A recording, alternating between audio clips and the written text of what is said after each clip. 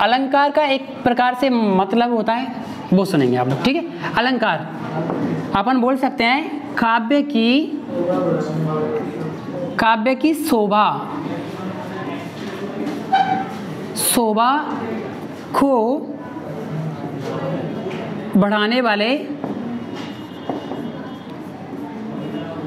अलंकरण, क्या बोलते हैं? अलंकरण।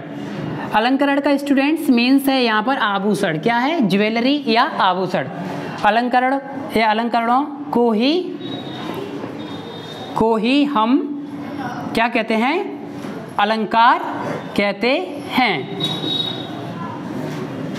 अलंकार कहते हैं। अलंकार के भेद सुनो। एक होता है शब्दालंकार, एक होता है अर्थालंकार, और एक होता है उभय अलंकार। जहाँ शब्द के आधार पर परिवर्तन हो वो शब्दालंकार, जहाँ अर्थ के आधार पर वो अर्थालंकार, जहाँ दोनों से हो, हाँ, यहाँ पर थोड़ी देर से उभय अलंकार। तो उभय अलंकार में क्या होगा? जहाँ दोनों होते हैं, ठीक है। अब सुनेंगे बच्चों अलंकार में। अलंकार में यहाँ कुछ अलंकार आप लोगों के लिए हैं, वो मैं यहाँ जिक्र कर रहा हूँ, वो सुनेंगे आप, ठीक है। सिर्फ नाम लिख रहा हूँ, वो सुने। एक कौन सा है? अतिशयोक्ति। जो आपको पूछना है वो आप बोल सकते हो। अतिशयोक्ति है, एक अनियोक्ति है,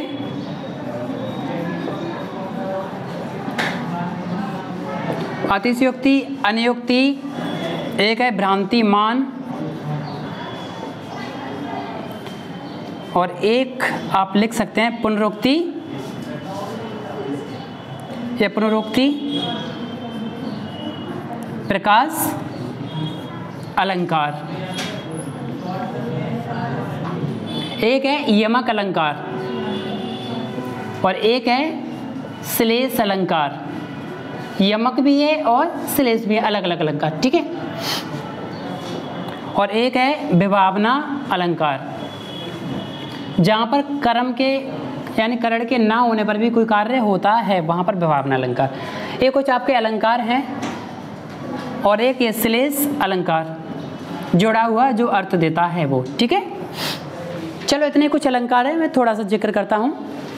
अतिशयोक्ति, जहाँ पर हम किसी बात को बड़ा चढ़ा करके प्रस्तुत करते हैं, जैसे हनुमान की पूंछ में लगन न पाई आग, लंका सारी जर गई, गए निशाचर भाग। ये है अतिशयोक्ति, बड़ा चढ़ा करके बोलना।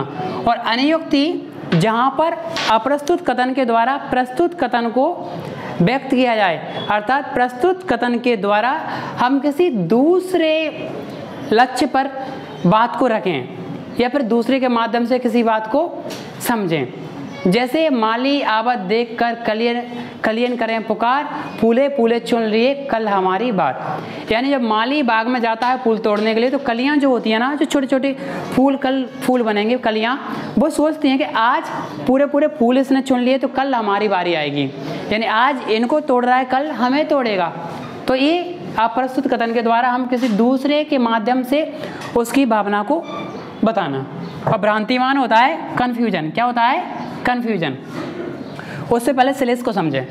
श्लेष का मतलब होता है जुड़ा हुआ या फिर चिपका हुआ, यानी एक ही चीज़ से दो मीनिंग निकले, एक ही चीज़ से दो मीनिंग। जैसे जल बीच मीन प्यासी, या फिर अपन बोल सकते हैं यहाँ पर के एक प्रकार से जैसे पानी का एक व्यक्ति वर्ड है, ऐसे पानी का अगर दो एक ही जगह पानी आए लेकिन इसके अर्थ अलग अलग निकल जाए, तो वहाँ होता है श्लेष, यानी जुड़ा हुआ या चिपका हुआ अर्थ, ठीक है। वो बोलते हैं पानी गए ना उबरे मोती मानस चून, वो इसी का उदाहरण है श्लेष का, राइट। फिर सुने, भ्रांतिमान क्या होता है? एक प्रकार का संदेह जैसी भावना है।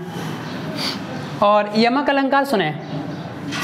यमक का सिंपल सा मतलब है कि जब कोई शब्द आए, बार बार आए और उसका बार बार शब्द का अर्थ परिवर्तित हो जाए। जैसे कनक कनकते सौगनी मादकता अधिक आए, तो कनक कनक दो बार, कनक कनकते सौगनी मादकता अधिक आए, जो खाए बोराए सो पाए बोराए।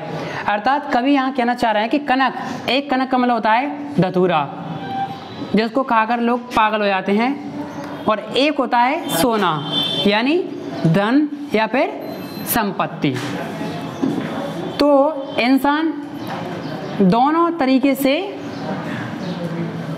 पागल हो जाता है या फिर नशे में डूब जाता है, एक दौलत के में और एक धतूरे को खाने के बाद में।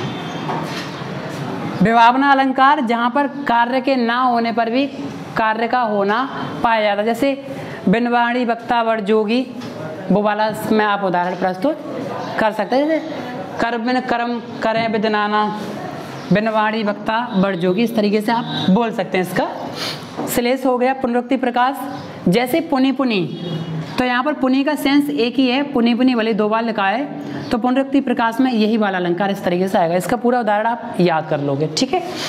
ये कुछ अलंकार थे, इनके कुछ उदाहरण हैं। और किसी का डाउट, कोई क्वेश्चन प्लीज?